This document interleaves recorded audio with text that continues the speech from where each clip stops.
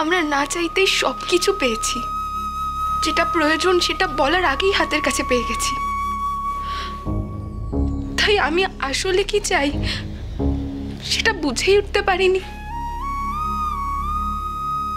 তোমরা আমাকে এমন ভাবে আগলে রেখেছো না যে কোনো ঝড় উঠলেই খুব ভয় করে। মনে হয় আমি কি পারবো সত্যি কোনো দায়িত্ব নিতে? কাউকে বিয়ে করে সত্যি কি পারবো তাকে ভালো রাখতে?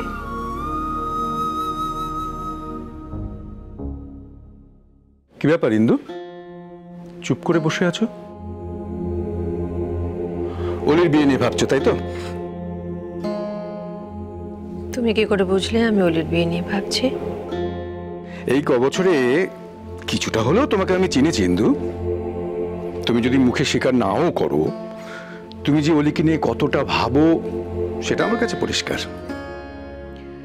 আসলে বিয়ের দিনটা যত এগিয়ে আসছে ভাবনাটা তত বাড়ছে। আমরা এতগুলো লোক রয়েছি, সবাই মিলে বাড়ির ছোট মেয়েটার বিয়ে ঠিক দিয়ে দেবো। দেখো আসলে কি বলো তো, তোমরা শুধু বিয়ের দিনটার কথা ভাবছো, আর আমি ভাবছি বিয়ের পর অলি সুখী হবে কিনা সেটা নিয়ে। যেভাবে আমরা ওকে মানুষ করেছি, যে স্বাচ্ছন্দ্যে মানুষ করেছি,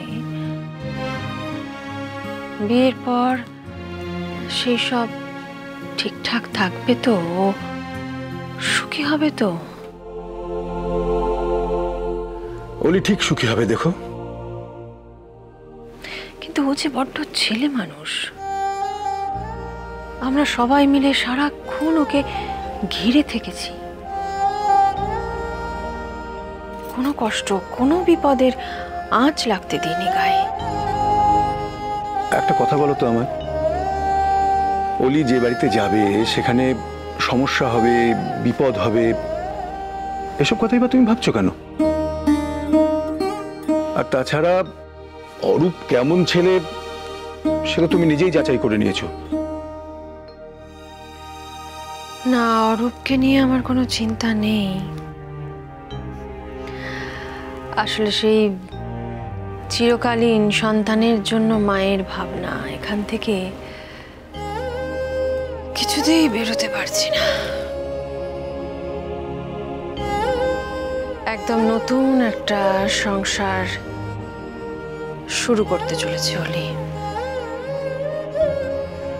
নতুন পরিবারটাকে ঠিক মতন চালাতে পারবে কিনা। অরূপের কেউ নেই, তাই ওর সবটা দিয়ে ওকে ভালো রাখতে হবে, ওকে সুখে রাখতে হবে। সেটা কতটা পারবে অলি কে জানে। ডেফিনেটলি পারবে বলেন। আমি অলিকে যতটুকু চিনেছি এটুকু বুঝেছি, অনেক কিছু ব্যালেন্স করে চলার ম্যাচুরিটি ওর আছে। আর ওর বয়সী অনেক মেয়ের থেকে অনেকটাই আলাদা। একদম ঠিক চিনেছেন আপনি অলিকে। কিন্তু কি জানেন, সব দিক সামনে চলতে গেলে বোধহয় সবাইকে খুশি করা সম্ভব হয় না। আমার আর সবাই কোথায় বৌরানি। হ্যাঁ, যদি সব ঠিকঠাক মিটে যায় তাহলে আপনারাই আমার সব হবেন। বাড়িতে সবাই আপনাকে খুব পছন্দ করে। আমরা তো এখনই আপনাকে আমাদেরই একজন মনে করি। কিন্তু মেয়ের বাড়ি তো, মেয়েকে নিয়ে একটু চিন্তা হওয়াটা স্বাভাবিক।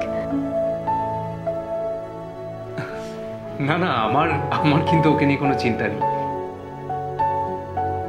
ওর উপরে পুরোপুরি ভরসা আছে। আসলে সত্যি কথা বলতে কি, ওর সাথে এমনভাবে জড়িয়ে গেছি, আমার মনে হয় আমি ওর সাথে থাকলেই ভালো থাকবো। ঠাকুরের কাছে প্রার্থনা করি এইভাবে একে অপরকে ভরসা করে সারাটা জীবন চলুন।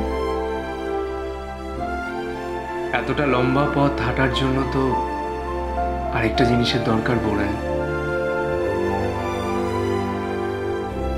বড়দের সবার আশীর্বাদ। সেটা তো সবসময় আপনার সাথেই আছে, থাকবেও। আর আমার এই বিশ্বাসও আছে যে আপনি অলিকে খুব ভালো রাখবেন। স্যার আপনার অর্ডারটা প্লিজ।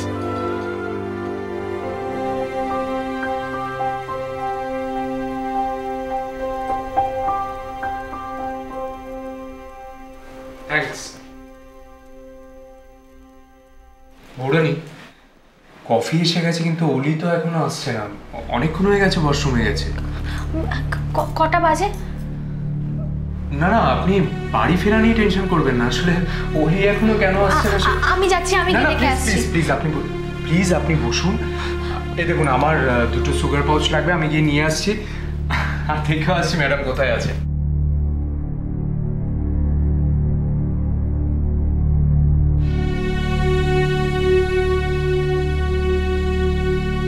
সত্যি তো অনেকক্ষণ গেছে অলি। কি করছে? কোথায় ও? অলি, অলি আমি তোমার কাছে ক্ষমা চাইতে এসেছি, আমাকে প্লিজ ক্ষমা করে দাও। চলো, বৌরানি আরো যে কোনো মুহূর্তে এখানে চলে আসবে। তুমি অলি আমি জানি আমি ভুল করেছি, আমি অনেক অন্যায় করেছি। ফর গড সেক বিশ্বাস করো, আমি যা করেছি আমাদের ভালোবাসার জন্য করেছি। তার মানে তুমি আমাকে বিশ্বাস করছো না, তাই তো? কি করলে বিশ্বাস করবে বলো? তোমার পায়ে ধরবো আমি। প্লিজ তুমি যাও এখান থেকে, আর আমাকেও যেতে দাও। তোমাকে প্রথম যখন আমি প্রপোজ করেছিলাম সেই দিনটার কথা মনে আছে? আমি এভাবে হাঁটু কেড়ে 2টো হাত বাড়িয়ে বলেছিলাম অলি আই লাভ ইউ। আজও ঠিক একইভাবে আমাদের ভালোবাসার ভিক্ষে চাইছে। প্লিজ অলি। আমি তোমার জন্য অনেক কিছু করেছি রাহুল। আমি নিজের ক্ষমতার বাইরে গিয়ে তোমাকে অনেক কিছু দিয়েছি শুধুমাত্র তোমার জন্য। আমি আমার ফ্যামিলির প্রত্যেকটা মানুষের কাছে খারাপ হয়েছি, কিন্তু আর না, আমি তোমার জন্য আর কিচ্ছু করব না। তাই দয়া করে সব নাটক বন্ধ করো। আমি তোমাকে ছাড়া থাকতে পারবো না অলি। এই অভ্যেসটা অনেকদিন আগে হয়ে যাওয়া উচিত ছিল রাহুল। এটা তুমি নাও, এটা আমার অলি নয়। আমার অলি আমাকে এখন আগের মতো ভালো। অলি বদলে গেছে রাহুল, আর বদলে যেতে বাধ্য হয়েছে একমাত্র তোমার জন্য। আর যেটুকু ভালোবাসা ছিল না, সেটা তোমার করা ইনসাল্ট আর তোমার দেয়া কষ্টের নিচে চাপা পড়ে গেছে। যা হওয়ার তা হয়ে গেছে অলি। আমি তোমাকে প্রমিস করছি, আমি যা করেছি আমি সব সব উইথ ইন্টারেস্ট ফেরত দেবো। তোমার প্রবলেমটা কি জানো? তুমি সবকিছুর মতো ভালোবাসাটাকে ইন্টারেস্টেড হিসাবে দেখো,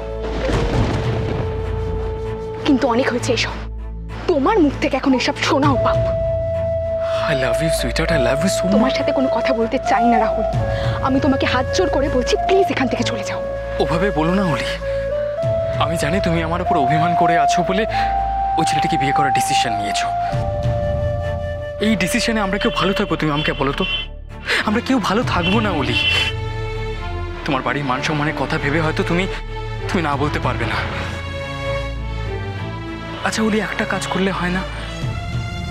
সব সব সব ঝামেলা ভুলে গিয়ে, সব ঝামেলা থেকে বেরিয়ে গিয়ে আমি আর তুমি যদি কোথাও পালিয়ে যাই। রাহুল,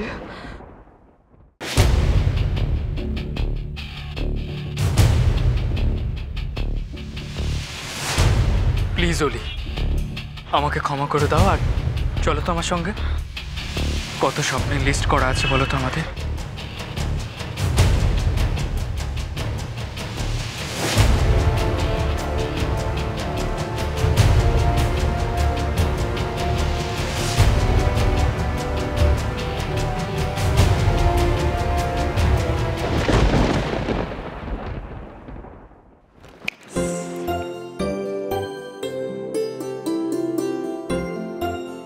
কি রে শ্রী, আবার নতুন করে লেখাপড়া শুরু করলি কেন? উমা তোমরা এসে গেছো? কি এটা লিস্ট? হ্যাঁ, আরে বাবা মনে থাকতে থাকতে অলির বিয়েতে কি কি লাগবে না লাগবে আমি তার একটা লিস্ট বানিয়ে ফেলছি, এখনো কমপ্লিট করতে পারিনি। তোমরা একটু শুনে নাও না। ওরে বাবা, সারাদিন অফিসে কাটে কর্মচারীদের কাজের ফিরিস্তি শুনতে শুনতে, এখানে এসব লিস্ট কি এক্ষুনি শুনতে হবে? আরে বাবা এটাও তো ইম্পর্টেন্ট নাকি? তুমি বুঝতে পারছো না বড়টা, এরপরে কিন্তু আর কিচ্ছু মাথায় থাকবে না। যত বিয়ের ডেট এগিয়ে আসবে না তাড়াহুড়ো সব মাথা থেকে বেরিয়ে যাবে। প্লিজ শুনে নাও। ঠিক আছে ঠিক আছে, শোনা যাবে। একটু রেস্ট নিতে দে, আগে একটু চা খাবার খেতে দে, তারপর জমিয়ে আমরা তোর লিস্ট শুনবো, ঠিক আছে? হ্যাঁ ঠিক আছে তো? হ্যাঁ বাবা ঠিকই বলেছো, আমারও না খুব খিদে পাচ্ছে। হ্যাঁ আরেকটা ননিদি, সারাক্ষণ খালি ননিদি আর ননিদি, আমি আছি কি করতে? দাঁড়াও। এই এই তোমার কি মাথাটা খারাপ হয়ে গেছে নাকি? হ্যাঁ, এই অবস্থায় তুমি চা আনতে যাচ্ছ? আরে বাবা এখানে এসো তো, এসো এখানে বসো। অভ্র, ননিদি সবকিছু রেডি করে রেখেছে, আমি শুধু হাতে হাতে নিয়ে আসবো, ব্যাস এটুকু লিস্ট করতে দাও। আরে বাবা এই অবস্থায় তোমার রেস্টে থাকা দরকার, আর তুমি এসব কথা বলছো? হে ভগবান, তুমিও সেই একই জিনিস শুরু করলে। সকাল থেকে মা আমাকে একটা কাজ পর্যন্ত করতে দেয়নি। প্লিজ এই টুকটাক কাজগুলো আমাকে করতে দাও, আমি আসছি এক্ষুনি, দাঁড়াও।